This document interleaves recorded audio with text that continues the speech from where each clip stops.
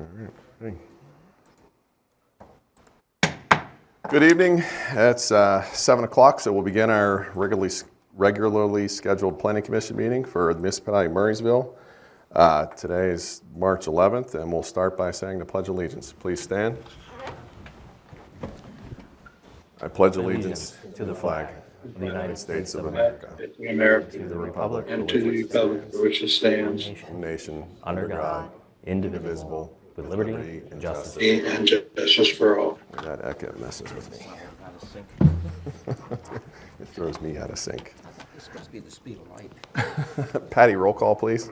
Mr. Midal, Here, Mr. Kearns, Here. Mr. Patrick, Here. Mr. Olszewski, Mr. Lemke, Mr. Levecki, Here. Ms. Hoy, Mrs. Ling. Present. Thank you.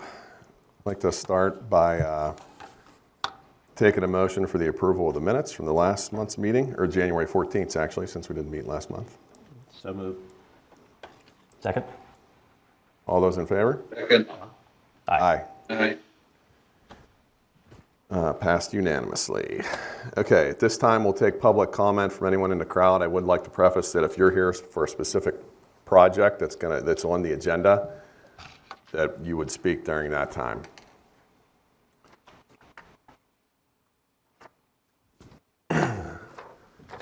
You folks that signed up here, are you speaking for? Okay, all right, perfect. All right, so we'll deal with those as they come up on the agenda. The first order of business is a public hearing for CU 2-25, a communications tower located at 4900 Lasher Court. It's a conditional use application for the tower on just under 11 acres in the RR Rural Residential Zoning District. Would you like to give us a brief summary? Sure, yes. This is, as you mentioned, a public hearing for CU 2-25, a Verizon cell phone tower conditional use application. The property is in the RR district. It is 10.71 acres. Again, this is only the conditional use application. The applicant would then submit land development plans if they obtain approval. In the RR district, the maximum height of a communications tower shall be 125 feet. The plan drawings indicate an overall height of 135 feet. That's a 125-foot monopole tower and a 10-foot lightning rod. That is a brief introduction to the proposed project, and the applicant is here and can speak further on the Okay, application. perfect. Now that 125-foot section, that's just for the tower itself, so the lightning rod doesn't count towards that. I'm not certain how the municipality has handled that in the past. I guess that there could be two interpretations of that, but that's something that we can make a determination on as we proceed through the process. Okay, perfect, thank you. Someone's here from the applicant that would like to present the project. The floor is yours. Thank you. My name is Joe Cortez. I am the attorney for both Vertical Bridge and Verizon Wireless as it relates to this application. As a matter of housekeeping, we have changed the plan to reflect the height maximum, including the lightning rod, to be 125 feet. So that is Okay, thank you. That takes that out of the equation. issues related to a potential for a variance or any other applications associated with this. Verizon submitted a comprehensive narrative that included all of the necessary requirements to obtain a conditional use.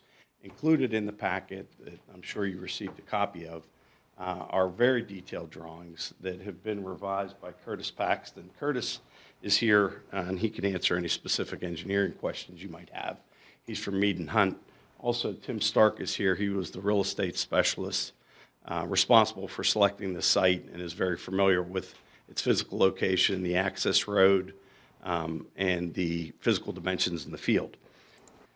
The requirements in your zoning ordinance, and I've been doing this kind of work for over 30 plus years, are pretty stringent.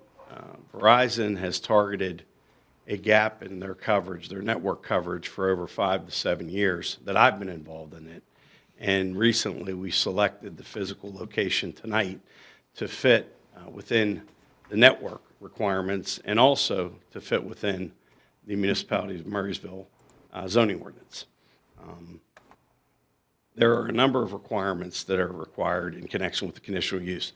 I assume as the Planning Commission, in my experience coming before Murraysville tonight, you might want to talk more to the actual plan itself than the legalese and the zoning. I'm prepared to go through the entirety of the application if you would suggest that we do that tonight.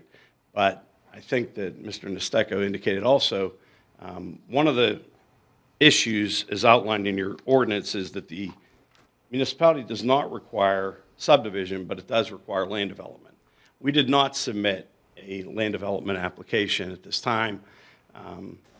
It was my suggestion to my client that perhaps as we get closer to having conditional use hearing in front of the governing body, then at that time, I would like to reach out to West Long because it's our opinion that land development doesn't apply. There's a series of cases to support my position. If the municipality deems it necessary, we could certainly file the land development application.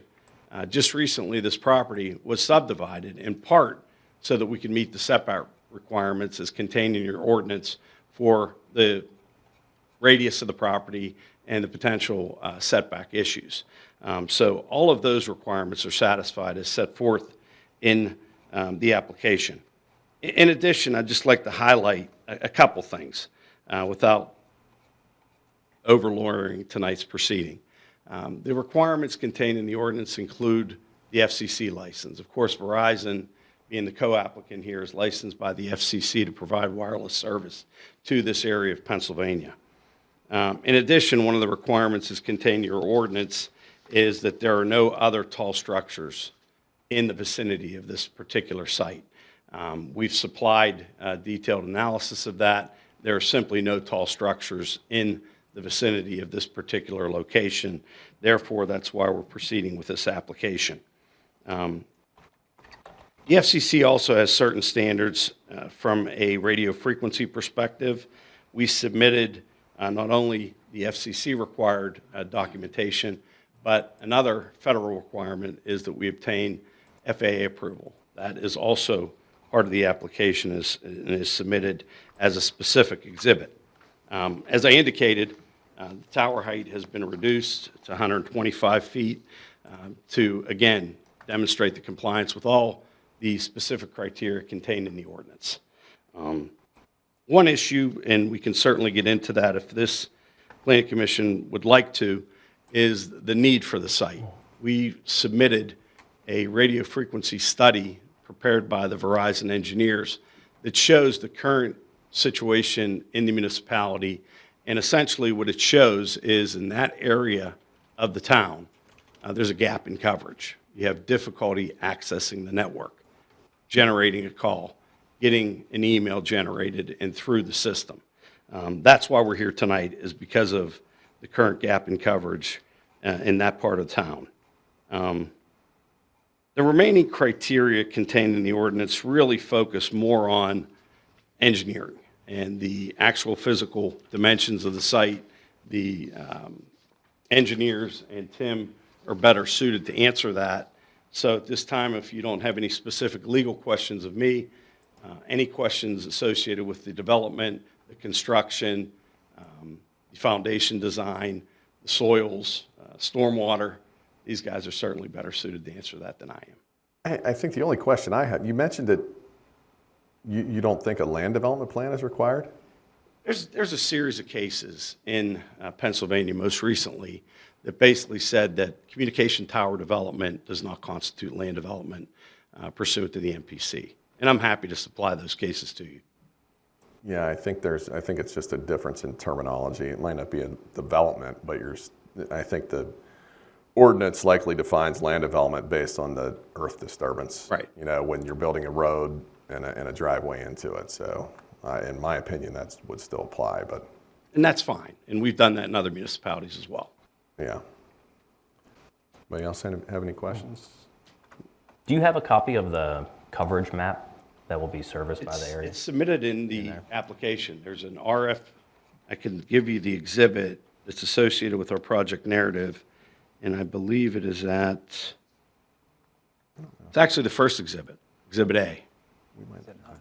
There are drawings that show the current coverage and the future predicted coverage, and there are color codings that demonstrate the in-building coverage, the coverage you would obtain in your car. This site will have multiple technologies in order to access. You know, there's been so many changes in the wireless technology since basically wireless was advanced in the late 80s and early 90s. What we all used these phones for, 30 years ago for voice is really in the single percentage of usage. It's accessing the network for work purposes, for email, Right. for other purposes. So there's a variety of technologies that will be impacted as a result of this site.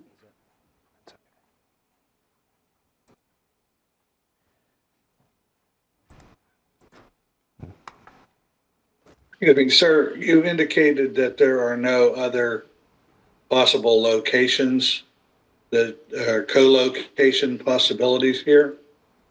That's correct. The ordinance requires that we make a good faith effort within 1/4 mile. And there, with the topography, the design of this site, the limitations on the height, there's simply no tall structures in the vicinity that would be able to support the equipment that we need in order to propagate effective signal to the network. And Tim Stark could probably answer any detailed questions, but we submitted, Tim, if I remember correctly, is a Google map of the surrounding area. Maybe you could speak a little bit more directly as to that issue. Yes, sir. Tim Stark, United Site Development, a consultant for Verizon Wireless and Vertical Bridge. Part of Joe's application shows a Google Earth aerial map with a 1/4 mile radius shown with, it's predominantly woods, and there's no competing tall structures within that 1/4 mile.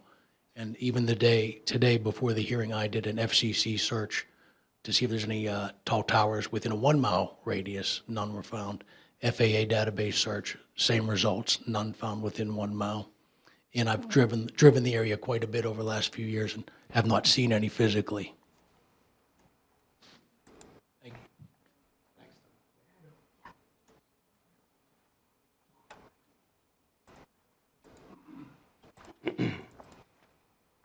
I have a question. Are the antennas, are they going to be focused in a specific direction, or is it going to be a general widespread? Alpha, beta, gamma. It'll be the surrounding area, all three sides. They're panel antennas directionally associated with the surrounding sites. And this 5G will be on a high frequency?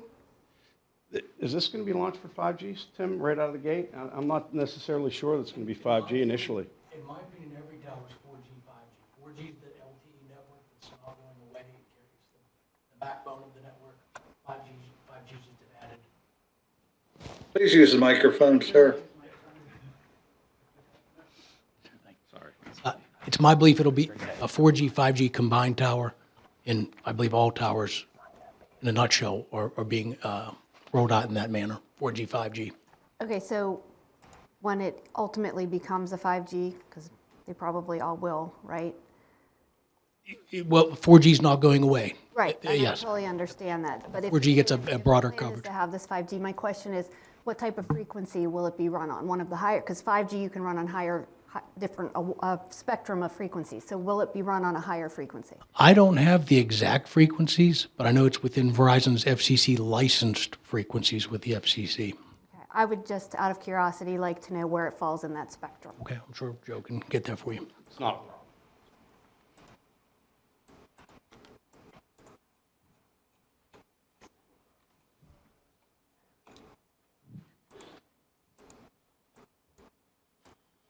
What's the typical maintenance for a facility like this? Following construction, not a lot. Once the tower's constructed, they're required to do an annual visit for periodic maintenance to make sure the tower hasn't shifted in any manner. But once the tower's constructed, the technician will visit the site maybe once, twice a month, not to get on the tower, but to get to the base station equipment that handles the electronics associated with it. It's important to note that these are unmanned facilities also. There's no water, there's no sewage associated with it. It's effectively a large utility pole with the antennas mounted at the top in the base station equipment located just beneath that. Is there an emergency generator associated with this? Yes.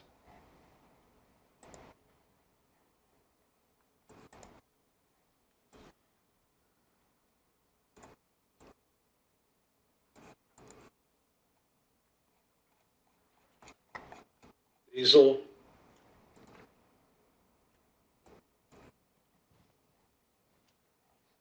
So this entire, at what point does this road switch from public to private? That's what I was trying to find. I'm trying to flip it back and forth between the drawings here. That was a comment that actually I had, is because the drawings show Lasher Court is extending beyond what I believe it extends on. Okay. And it shows a 50-foot public right-of-way onto all three properties, which on Westmoreland County's tax map is not correct. So I think that's something that they need to look at there. Okay. Let's have Curtis address any of those issues. How you doing? Curtis Paxton with Mead and Hunt. So according to our records and our, Yeah, one second, please, sir. Malice, Mallisee. it's okay. So according to, based on our survey that we subbed this out to, their records found that Lasher Court was a 33-foot wide public right-of-way, and it does end at our property owner's property line. And so we did carry our easement. There was an existing 50-foot easement that came across his property because it was subdivided into 3 parcels. Okay. We overlapped that easement up until we left the existing easement and 443 feet that goes over to the proposed cell tower site. That's shown on the S1 page, probably about 5 sheets into the S-1. S1. Yes, sir. So the owner that you're leasing this from is the only other person that's going to access any portion of this road after the public right-of-way ends. Is that correct? Well, there is one other landowner that's to the east of the 50-foot existing right-of-way. It was subdivided into 3 lots. He bought the western and the middle lot, and Amy Constable owns the parcel to the east. Okay. Okay, I see that there now. I guess my only concern is I know you guys, whatever the plans are for using that, is there any shared driveway maintenance responsibilities associated with this? Normally what the tower owner does is they do keep up gravel maintenance. It is currently an existing gravel road when you come off of Lasher up to the well, the gas well that's up there. And over time, they do periodically do upgraded gravel on the access road. Okay, but there's no responsibilities for you guys that have been undertaking so far? Is there anything in the lease, Tim, maybe you can speak to the lease agreement obligations? As far as maintenance for this part of the road.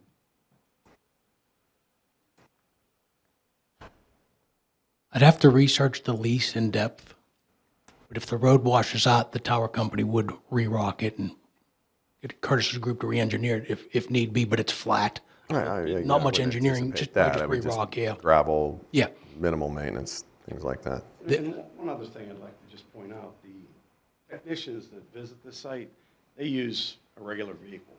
So it's going to have to be accessible.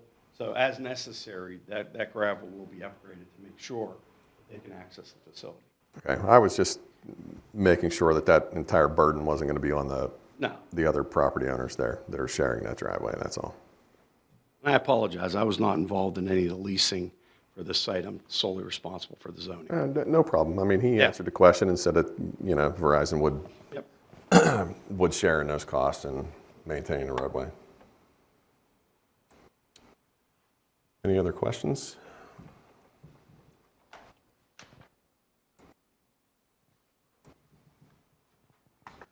Bob, do you have any other questions? No, sir, I do not. With where you're at in the process, should we leave this public hearing open? I don't know that is necessary. I mean, it's Okay. land use approval, so at the end of the day, there will obviously have to be a discussion between, with the municipality solicitor, based on what Mr. Cortez has said, but this is just the land use side of it, so I don't think there's too much more to go through on that side of it. Is there anyone from the public that has any comments on this?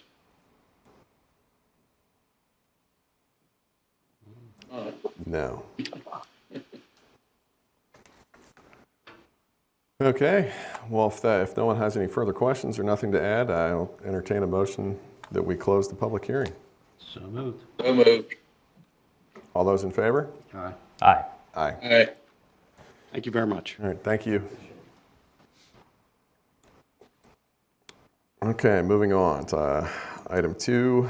It's a discussion for Site Plan 1-25, Summer Hill Phase 2, located at Goldie Lane.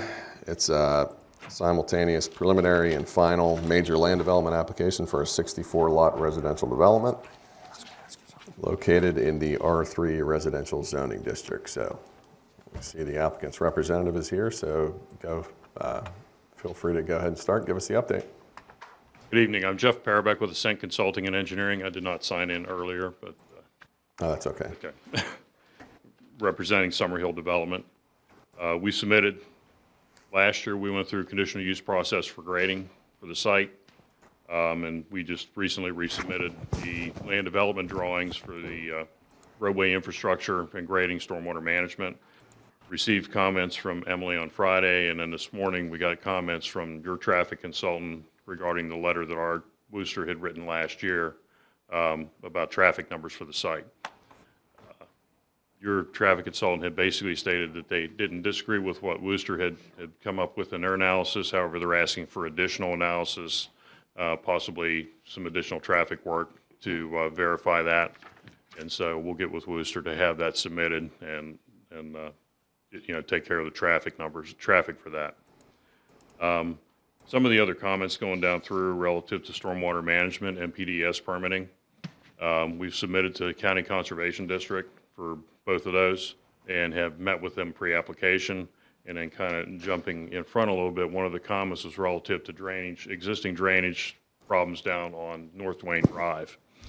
And we had actually met with the Conservation District yesterday to develop a plan to kind of coordinate correcting that issue for the residents down there on Duane Drive, the way that the water currently, as North Duane got it, rutted and gullied out down through there. On to the other comment that they had relative to Duane Drive, so far as the residents, since what we were doing is we eliminated what was originally a pressure sewer system for that part of our development. We coordinated with Plum Sanitary Authority, and we're running a gravity line down North Duane Drive to intercept their system down at the bottom end of Duane Drive. And the developer has spoken with the residents down through there about the work that we're doing, which will allow some of those residents to tie directly into the gravity line and eliminate some of their pressure system that they have, as well as do some significant improvements to Duane Drive with repaving and eliminating some of the drainage issues that I had mentioned earlier. Some of the other things relative to excuse me, the environmental reviews and that you all are looking for.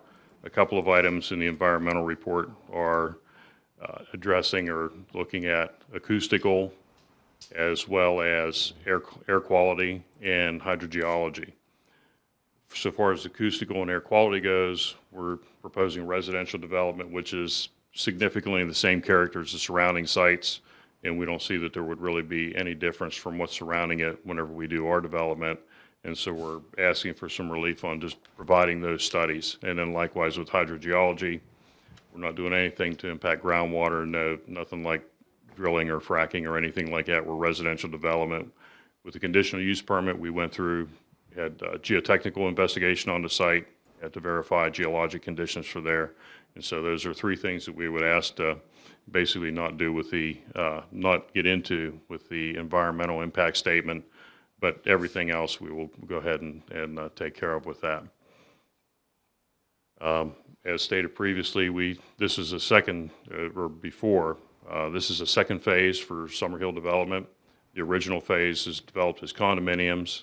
This will be fee simple lots. We will have private streets that would access through the existing Summerhill development. Easements were created for that access during the original condominium with the different revisions and amendments to the condo documents at that time. So with that, as I said, we just got the comments on Friday. We'll go through and work with staff to address all the issues that they have, and I'd be happy to take any questions you may have. You did receive comments back from the Conservation District for the... We have not received comments Okay, back from you're the waiting for Conservation District yet. We did a pre-application meeting with them to review basically everything that we were submitted. Okay. They also had some concern with North Dwayne Drive, and so that's why we met them on site to review the area and kind of collaborated on a solution for that with the Conservation District that we'll be incorporating into our design. Okay. I recall I'm trying to find it on the plans, something from the previous meeting where we had a sediment trap, I believe it was a temporary sediment trap. That's correct. Just upslope of an existing home. Yes. And what we're doing is actually, with the Conservation District, we're going to modify that to a pipe outlet sediment trap. Okay. That will then, that pipe outlet will convey across North Dwayne Drive where the existing undersized 4-inch pipe is and convey that down into the ravine that's behind those homes. So you're going to run that pipe the whole way down there? Or We're going to run it across, not the entire way across that lot, but to a point where it's in a defined channel. Okay. And that's what you got part of what you guys were...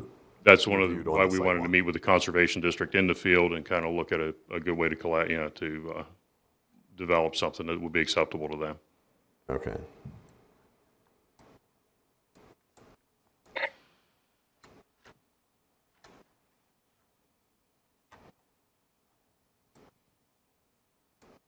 So how, this system is then it's gonna drain and be treated by Plum Borough? Yes, that's correct. Gravity to their system. Are they gonna own the entire system within this development? Or is FTMSA still gonna be involved in owning the conveyance facility? The existing Summerhill goes to FTMSA and then eventually into Plum. Okay. The first groups of townhouses, when first come into our site, into the development itself, will continue to go into that system through FTMSA to Plum. But the other area that was going to be served by the pressure sewer system, there's not a good way to get that by gravity into FTMSA, so that's what we contacted Plum about going directly into theirs.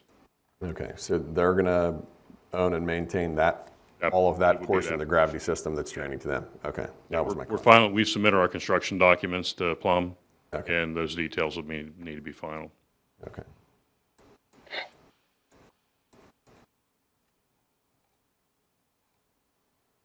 Excuse me, have you submitted any planning modules yet for this project? We have not submitted a planning module yet. Sorry, say again? We have not submitted planning module yet.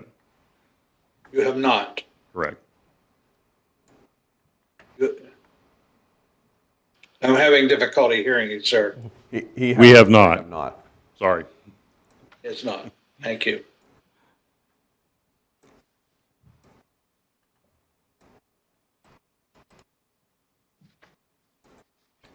On the traffic study, Yes, sir. the recommendation is to perform a new traffic study, basically. That's correct, yes. Okay. Have you worked on that with a timeline of when that will occur? Well, as I said, we just got that this morning, reviewed it very quickly, and while as I said, while they didn't disagree with what Worcester had done on our side, they recommended doing a full-blown traffic study. Yeah, as a new. I have to coordinate with Worcester, and we'll get a schedule. Okay. Thanks.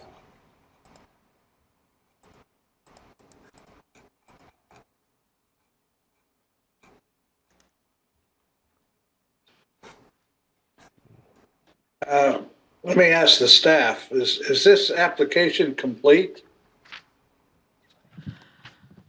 I would say that a majority of it is complete minus the traffic study that now needs done. I think that, we've accepted applications before where the planning module hasn't been submitted, but most of the other items, it is complete. The only thing that they are missing, obviously, that they will have to submit separately is the actual subdivision plan for the units themselves, Right. which will be under Is that a separate. yes or a no, Emily? Yes. It's incomplete. No, it's complete. The land development. Incomplete. Yeah, land development is complete.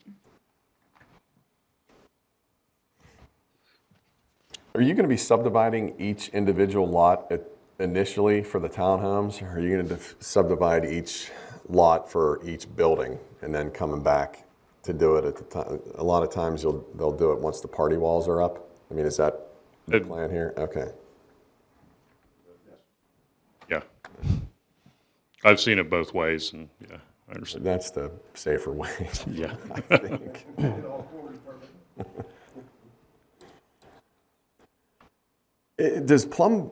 Where's Plum, do does the sanitary authority over there require a planning module right now? Are they in, or can you get away with an exemption? Murraysville does. I know Murraysville does, and I guess. Under the consent order, Murraysville's requires planning modules. Okay. No, understood, but I'm just saying if Plum also does that, I don't know what that does to your processing that planning module. Well, since it'll be conveyed through both FDMSA and Plum, they'll have to fill out data on the planning module forms for capacity. And there's different, I guess my point is there's different people at DEP that review those. There's a guy that reviews them for Allegheny County, which would be reviewing Plums, and there's one that reviews them for Westmoreland County. So you might get into that, some sort of double review there with them. Okay.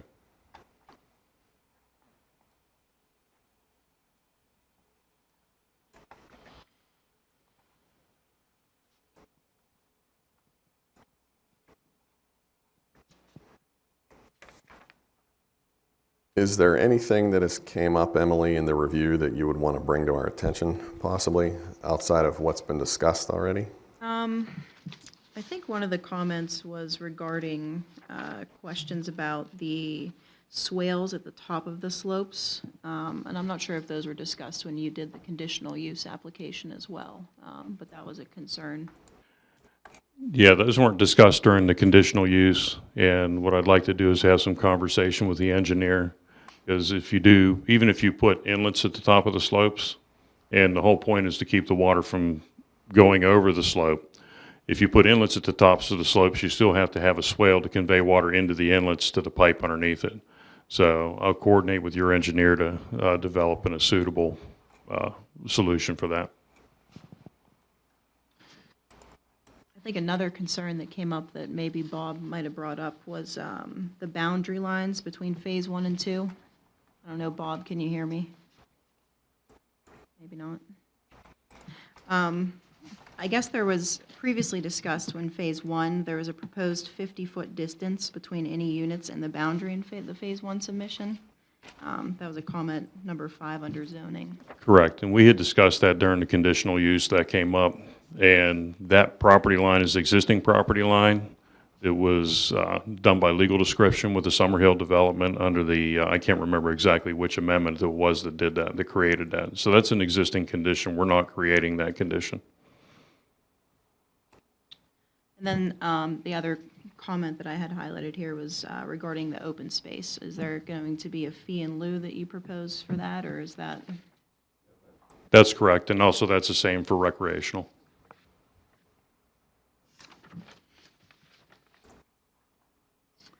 And the other thing was typically you'll see guest parking in areas like this. I don't know if that's not on the plans, but it's a recommendation to have guest parking in townhome situations.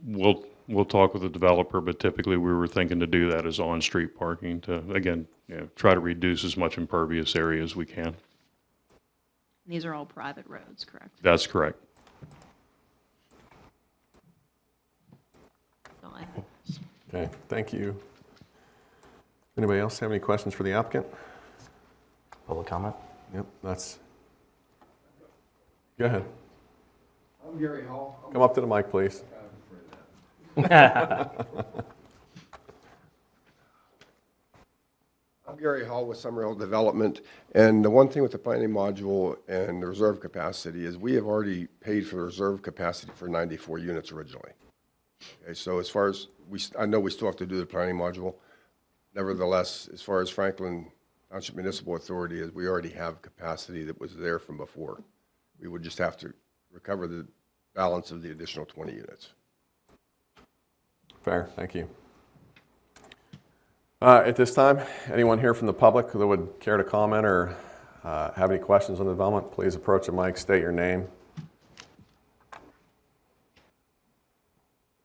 I'm Rick Rogan, live at 3830 Goldie Lane.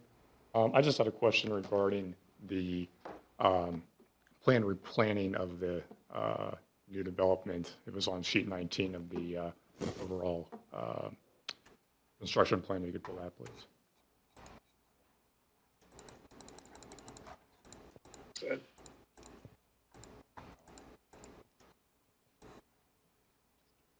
The landscaping plan? That's correct.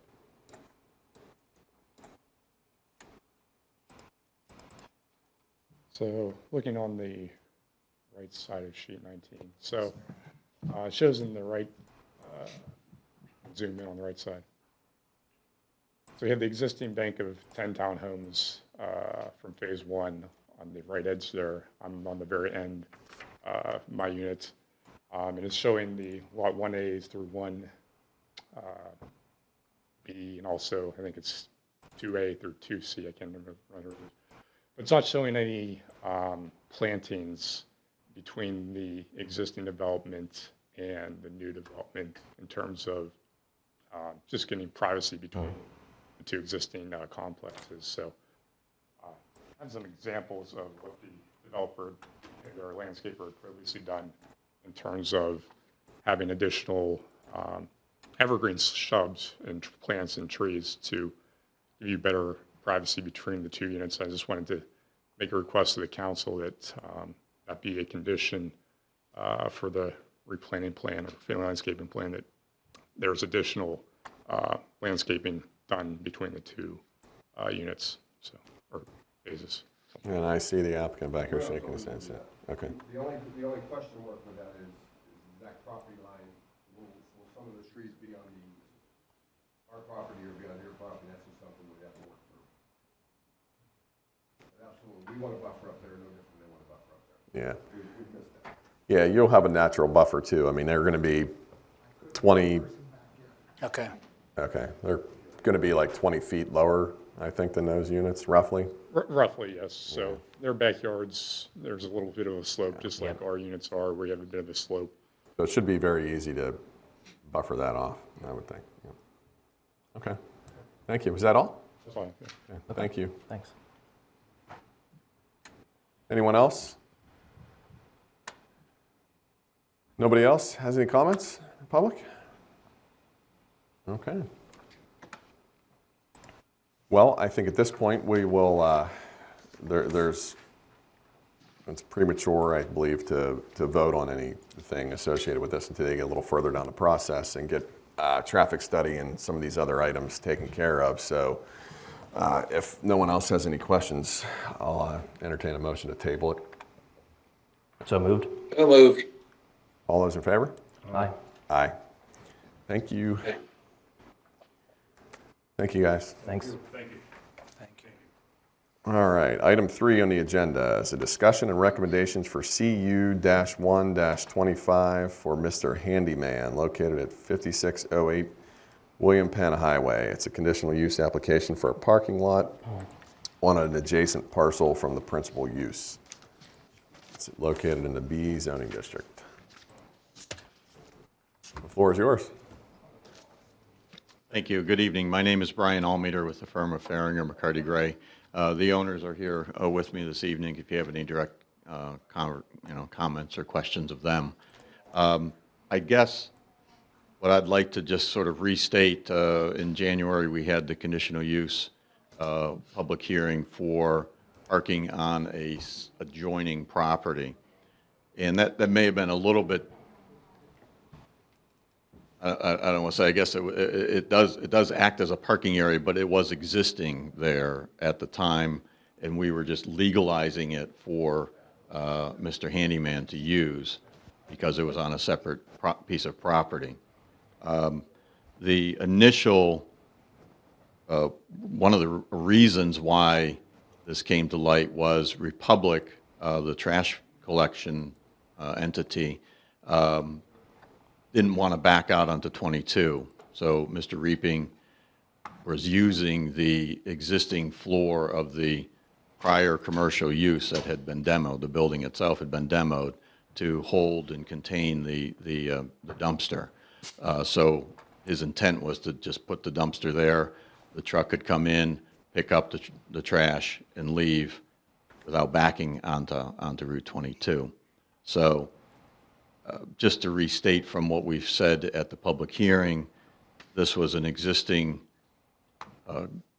parking area for that commercial use for, I don't know, 20-plus years. We have evidence from Google Street View that it had been gravel and had been used by the prior businesses, prior uses. I don't know if it was legal from what they were doing, but we're just continuing to use that same area for this development, or for this, I don't want to say parking area, because it's cars for every other week for a business meeting.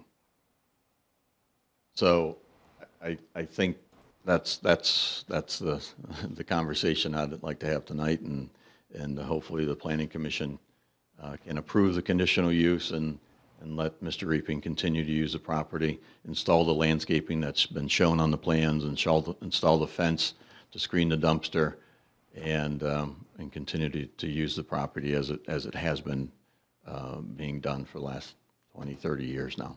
Yep. Thank you.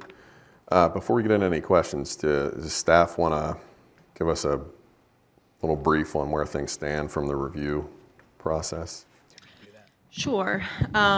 So nothing new has been submitted, so everything is still currently what you've reviewed back in January. We have no new plan drawings. There's been no plan to pave the parking lot or any updates to any of the drawings as far as that goes.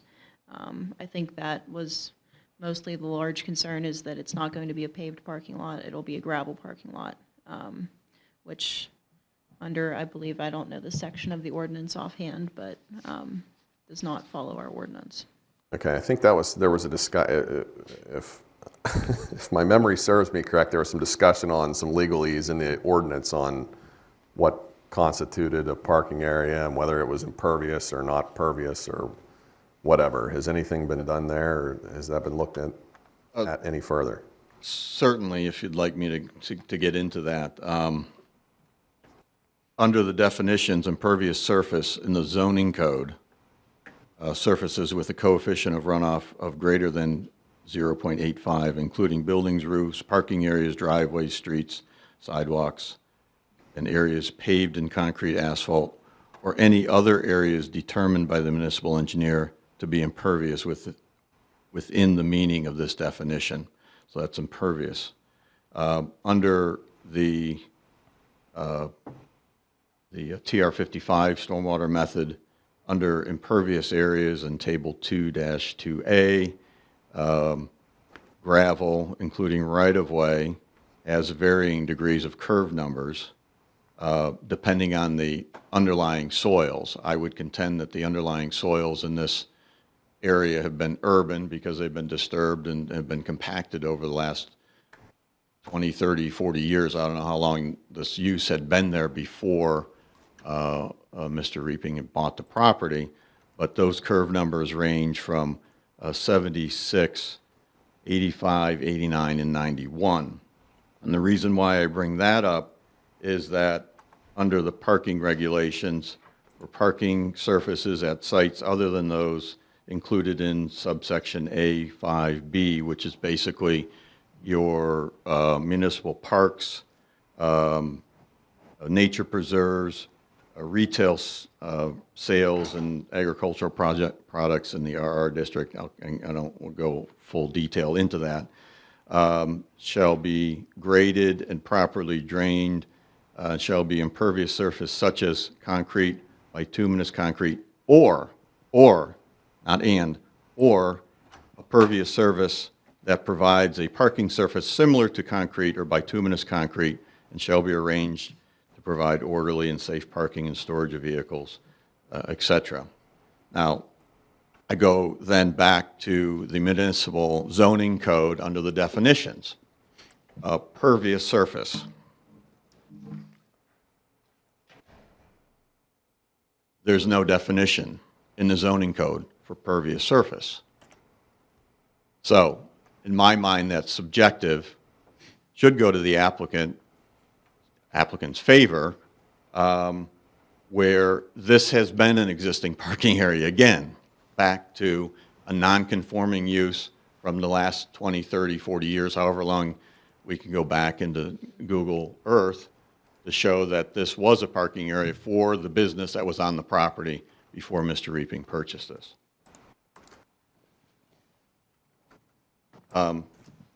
In addition, to further discuss, describe, defend the impervious surface for a parking area or pervious surface that provides parking surface similar to concrete or bituminous concrete, under your stormwater, under the municipal stormwater code, impervious surface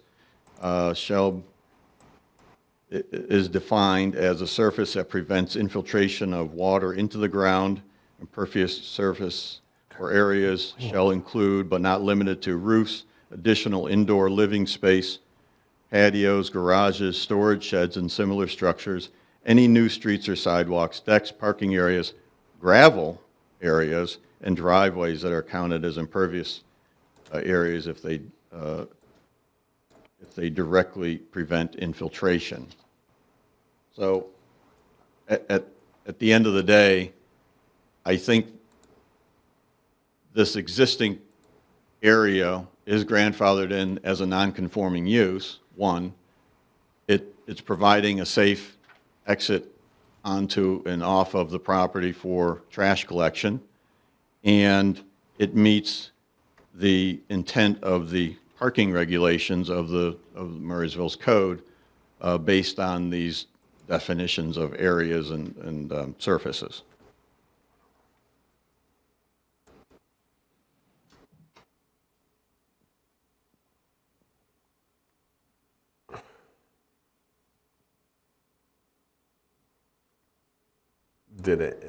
Okay, you looked up curve numbers, right? You said in the TR. Yeah, that was TR 55. In the yes. TR 55 manual. Yep. Doesn't the ordinance reference the coefficient?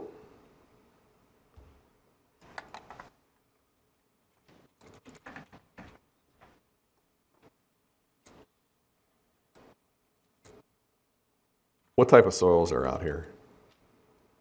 Do you know the? Well, this is, I talked to my engineer and I asked, what soil type, what hydrologic group would you consider this to be? Well, it's an urban site, so D. So urban site D is 91 for hydraulic soil group. For C, it's 89. For B, it's 85. The only one that it's not is for A, and that's 76. But our ordinance calls out for a runoff coefficient, correct? Yes. Of 0.86. So the reason I'm walking through all this process is to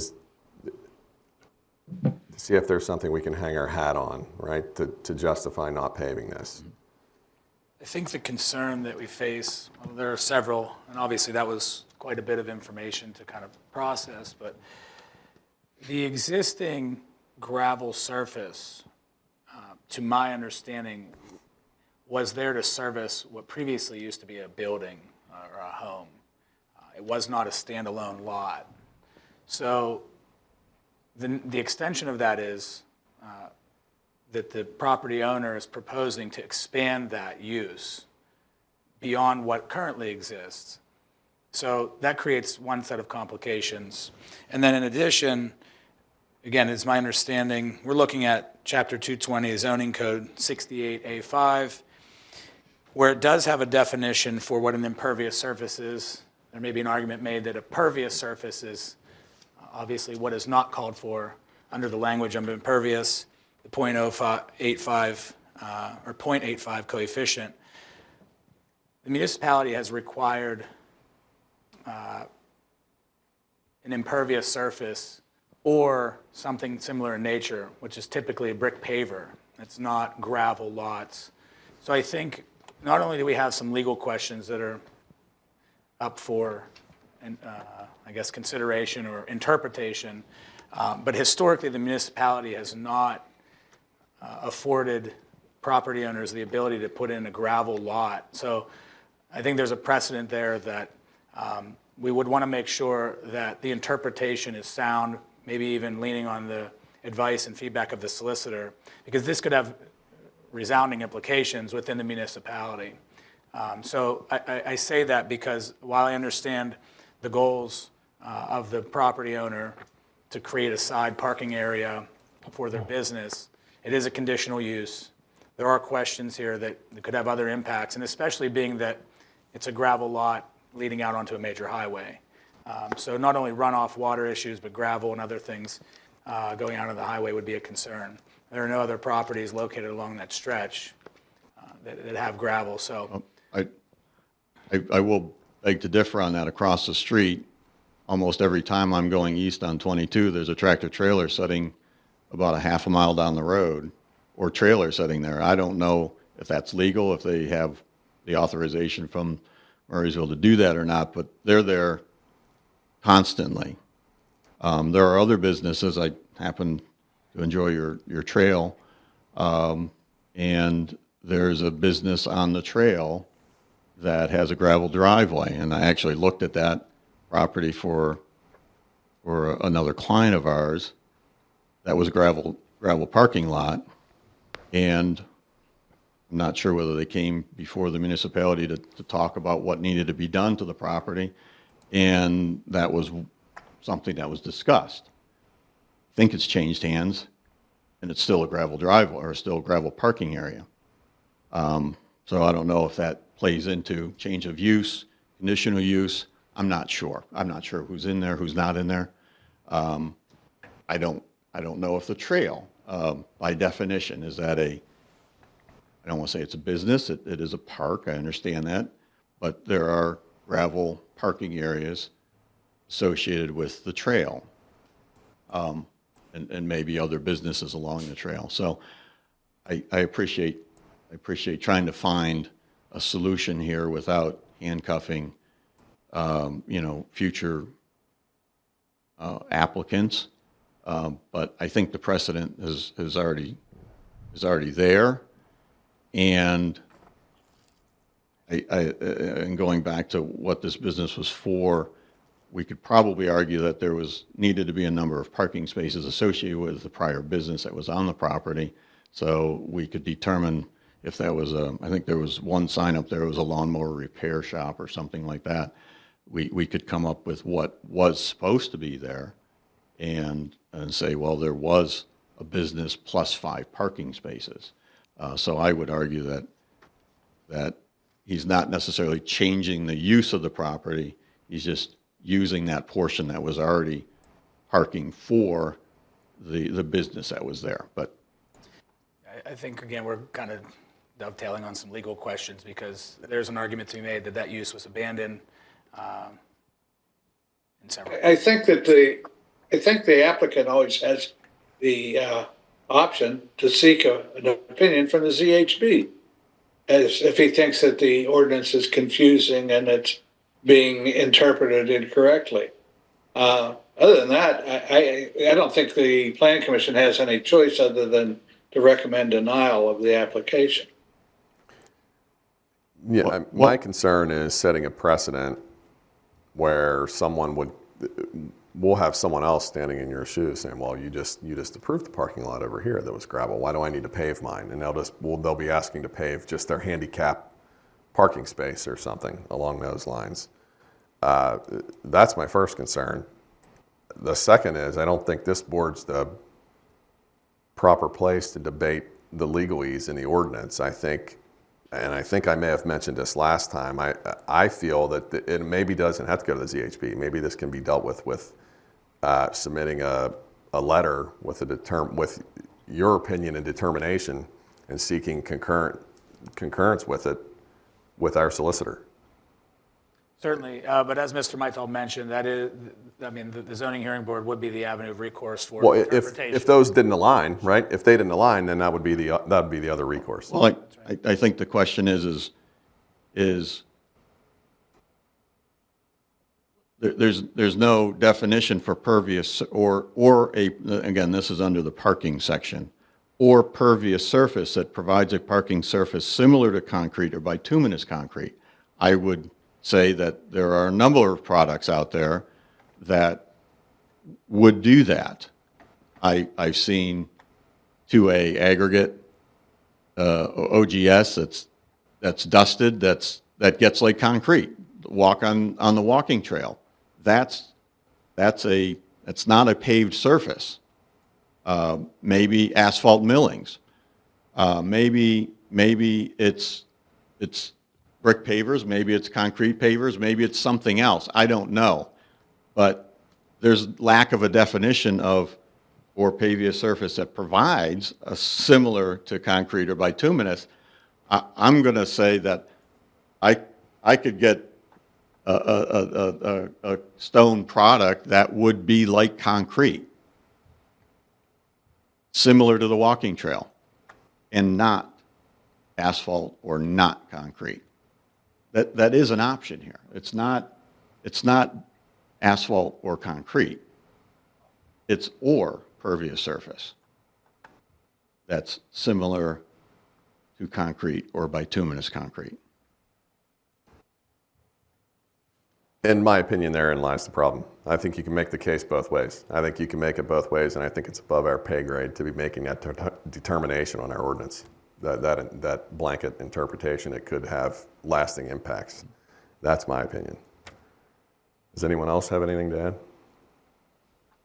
This sounds like a much ado about nothing to me. I'm sorry. It sounds, just based on what you said, it sounds like there are other locations that have already set the precedent. So we're trying not to set a precedent that has already been set? I mean, I don't get it. Well, I don't think those other locations are things that came before the board, that came for approval. And I don't disagree with what you're saying. I think this is trivial, to be quite honest. Why are we wasting our time? And why are we wasting his time? And not only that, this is a very expensive endeavor if Mr. Reaping's got to put asphalt down. And I presume that you want a business in Murraysville that's supporting the community, you know, to provide services to your residents. You would think so. And this is and I know you can't use financial as a reason, but it's a costly endeavor. Yes, it is.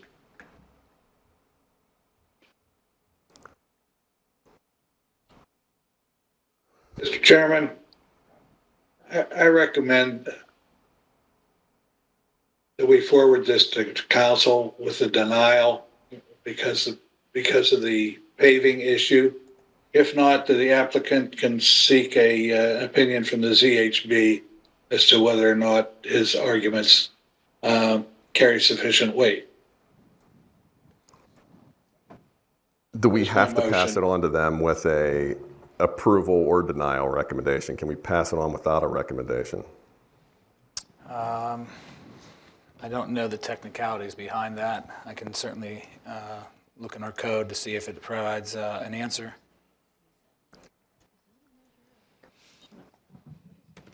It's basically, yeah, and here they are. What this is in the.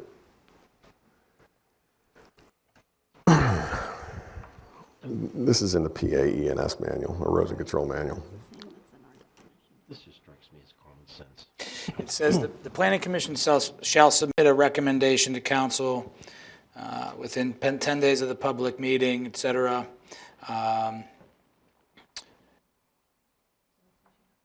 And then council then council conducts a hearing, at which time they can obtain additional information. It's our pretty much standard process. So, using this as guidance, it says that the Planning Commission shall submit its recommendation to council. So I would suggest that it should come with some form of either an affirmative or a denial.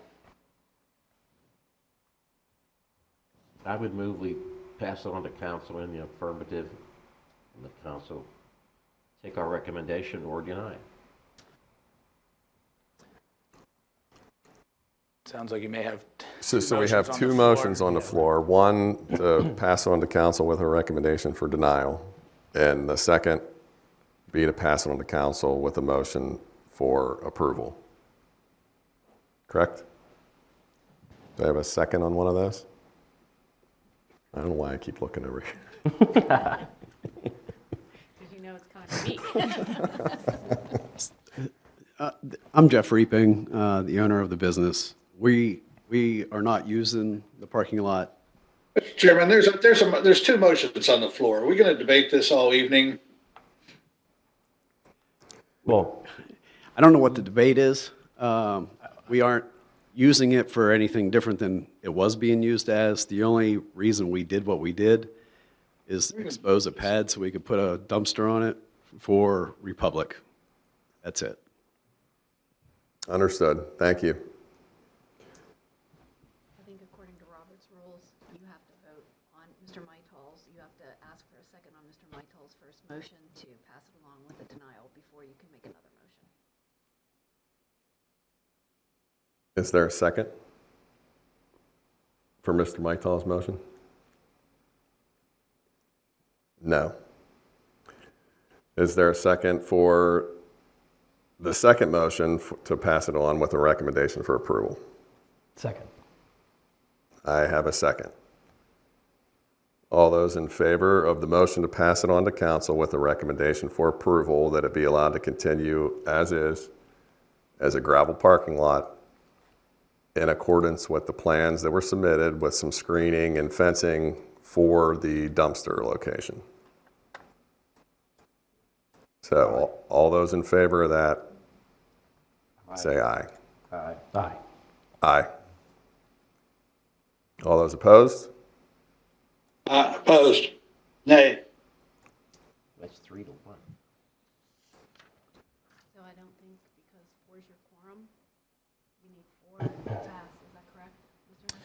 Mytal? I can't say that I know specifically how that plays out in Robert's rules, but I think that does pass. I could be mistaken there. We can certainly research that. I don't know that there's much further action that would need to be taken tonight. But there is a quorum with 4 members here, and I believe a majority vote of the quorum should suffice. But again, there are nuances to Robert's rules that admittedly I'm not quite certain of all the different ones. I would agree with your interpretation, but I'm not an expert either. I would agree that the motion was passed by a majority of those present, which constituted a quorum, so the motion passed. Okay, we're done. That's my understanding as well. Thank you very much for your time. Thank you. Appreciate it. So good luck at council. Any other business that we need to discuss? I'll just ask the commission if they would like to consider, going back to item number 1, making a recommendation to council on that item. The applicant has left. I consulted with them off the record, but if there is any interest in making a recommendation to council for that communications tower, I'm just making that option available to the commission. Should you not wish to do that, I think that's fine also. It would have to come back before planning for any further review. But I didn't know if that item might be ready to be passed on, so I just wanted to present that before we close the meeting. I mean, that's just for a conditional use. That's right. They're going to be coming back in, whether they thought they wanted to or Well, not. there's a question on that because he raised the issue of whether the land development application is required. But this is a conditional use application for, as required by the ordinance relating to cell phone or communications towers. So It would still have to go to to council for approval, but I believe they have to come back. But I would agree council with for that. the applicant raised the concern that he believes maybe they do not have to. So I guess that's, again, another question for our solicitor. But if there's no further business for the applicant in front of the planning commission, then it may be advisable to make a recommendation to council. Is that everyone's pleasure? Yeah, I think so. They don't come back here? I mean, my opinion, I think we're going to see them again. I think so too. Yeah. But either way, I don't know that we have a need to see them again on the conditional use aspect. I mean, I think the grading alone, right? I mean, pulls it back into a plan submission. I think, and not under the land development role or land development definition, Sure. I would say. So we'll see it again. So if someone wants to make a motion that we recommend passing the conditional use approval on for it, we can entertain that. That's probably a good idea. So moved. Second? Is there a second? I'll second. Second? All those in favor? Aye. Aye. Bob?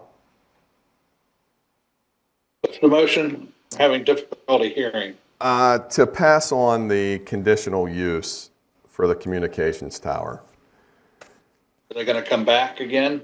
for the land development plan, yes. Yes, I'll vote aye. Thank you. All right, that was unanimous. Okay, any other business? All right. I think we're good. Meeting adjourned.